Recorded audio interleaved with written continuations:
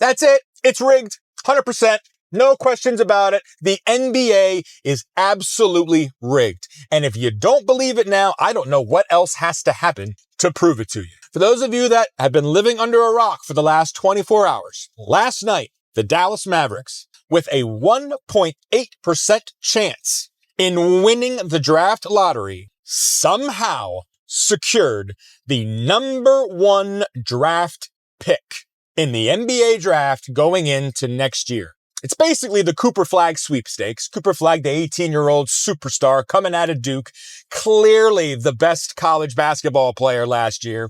Everybody's expecting him to go number 1. Basically, the draft lottery last night was to figure out who is actually going to be the lucky team to draft him. And the Dallas Mavericks, who traded away Luka Doncic for Anthony Davis and absolutely nothing else but misfortune for the rest of the season, somehow, with a 1.8% chance of doing it, got the number 1 draft pick. A team that 3 weeks ago or 4 weeks ago was playing in the NBA playoff play-in somehow got chosen over these other teams who could barely put together 20 wins this season and somehow won the draft lottery. There are only 3 ways that this could have happened, okay?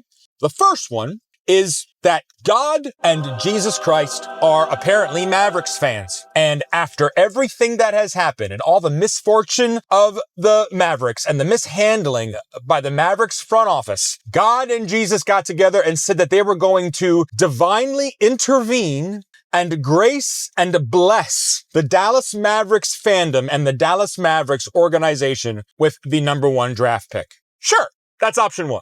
Or option 2, Nico Harrison and the Dallas Mavericks completely blew up the NBA, made the biggest mistake, arguably in NBA history. The NBA realizes what a drastic mistake it made in allowing this trade to happen. The Dallas market has completely tanked. The LA market has completely, not really tanked, but really hasn't had the spike that they were anticipating it to have with the addition of Luka. And the NBA and Adam Silver decided that the best way to auto-correct this situation would be to grant the Dallas Mavericks the number 1 draft pick and just kind of make all of this nonsense go away. Option 2. Option 3 is 100% what I think happened. From the very flippin' beginning, Adam Silver looked at what was going on with the NBA.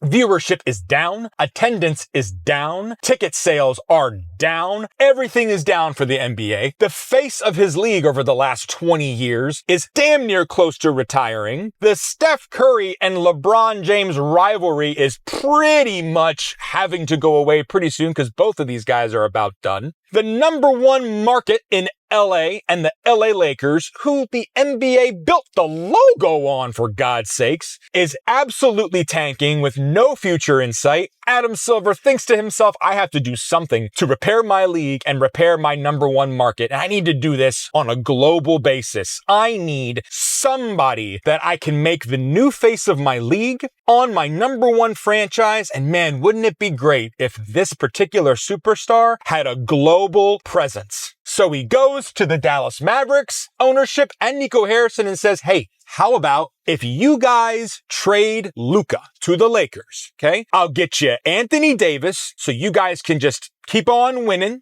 theoretically. Nothing else, though, because I still need to keep the Lakers pretty strong because I need them to have a pretty good, deep playoff run. But for you doing it, I'll make sure you get the number 1 pick in the NBA draft lottery. You guys can get Cooper Flagg and he'll be inserted into your team and you'll be just as good, if not better, than you were with Luka. Mavericks, what do you say? I'll tell you right now, everybody, that's what happened. 1,000%. It makes too much sense. It makes too much sense. The big questions were, why would the Mavericks get rid of Luka and get nothing back in return? They got Anthony Davis, but they got nothing back. They could have gotten a king's ransom for Luka Doncic, and they didn't. Why? Now we know. Because they got the number 1 draft pick and the number 1 prospect going into next year. A guy that they could literally build the next 10 to 15 years on, who is a true 2-way basketball player. Cooper Flagg is offense and defense. It's exactly what Nico knew that Luka Doncic kind of wasn't. That's a question that we just got answered too. Why would the Mavericks put together this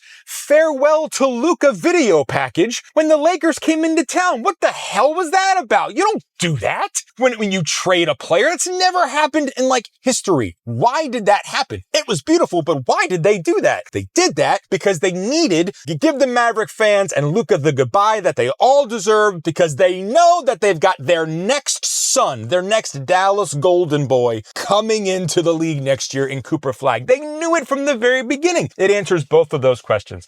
And the crazy thing about it, the saddest thing about it, right, is that you've got teams like the Washington Wizards and the Utah Jazz who could barely put together a 20-win basketball season, that the draft is supposed to weigh in their favor to give them the better shot to, rejuvenate their franchise and give them a better shot next year. And both of these teams didn't even crack the top 10. I don't think. I could be wrong. But they sure as hell didn't crack the top 5. Hell, the San Antonio Spurs got the 2nd draft pick, and they drafted Victor Wembanyama last year. This is so obviously rigged. Nobody is that lucky. No franchise in history has ever been that stupid and then been rewarded so handsomely through luck and luck alone. Guys, the NBA is officially just as credible as the WWE in that it's all scripted, where we're all watching this essentially a soap opera just kind of play out, and all these plot twists and storylines just keep interweaving with each other. We're just along for the ride to see what's going to happen next. It's not about basketball anymore, anybody. It's all predetermined. It's all about business, and that's exactly what we saw last night. And I'm not going to lie, it's exciting. It is. If you're not excited about it, there's something wrong with you. You can be pissed off if you want, but man, this is the most exciting basketball has been from a storyline perspective since I can't even remember. And now we all get to buckle up and see what happens next. And I'll tell you what's next. We get to see, is Nico Harrison and the Dallas Mavericks, are they actually going to draft Cooper Flagg? Or maybe they trade the number 1 pick for, I don't know, Giannis Antetokounmpo?